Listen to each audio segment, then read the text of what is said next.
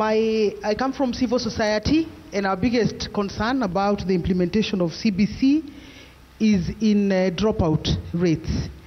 CS, the previous program, which was the 844, at least the first major transition was being experienced when the child was 14 years. That is when they were going to secondary school. Right now, we are looking at 12-year-olds that want to transition to junior secondary school, and there is a different level of things. There is a whole set of uniform, CS. There is a whole set of school fees. I am aware that for you to access a junior secondary school in Nairobi, you have to pay 10,000 shillings or 15,000 shillings. That is fact from the ground.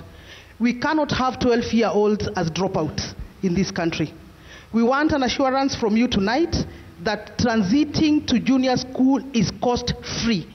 When CBC was being introduced, the civil society supported CBC on account of its acclamation that the transition is going to be free, including free from the examination issues where children were being ranked according to their grades. But CBC was promising us as a country that there is not going to be dropouts at this rate. If you look at the structure of CBC, 2 years at preschool, still there is an inconvenience.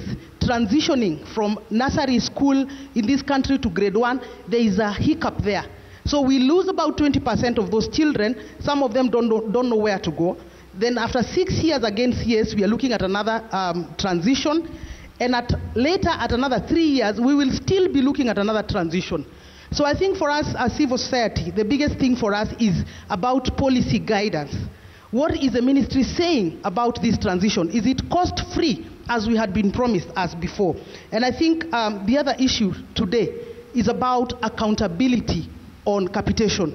I want to confess that the government is doing very well on the construction of classes.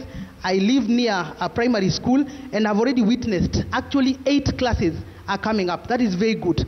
And the account we have had from Dr. Nancy and the issues about NEC, really good progress coming up there. How about capitation? When we hear that junior school, the capitation is going to be 15,000, only to confirm from the heads of schools that they receive 4,000 Kenya shillings, I think there is an accountability issue about capitation. Because what does it mean when government does not give the right capitation? It means levies. The world over, there is no big barrier to education than levies. So I think those are my 2 issues, CS. Thank you. Thank you. Thank you, Janet.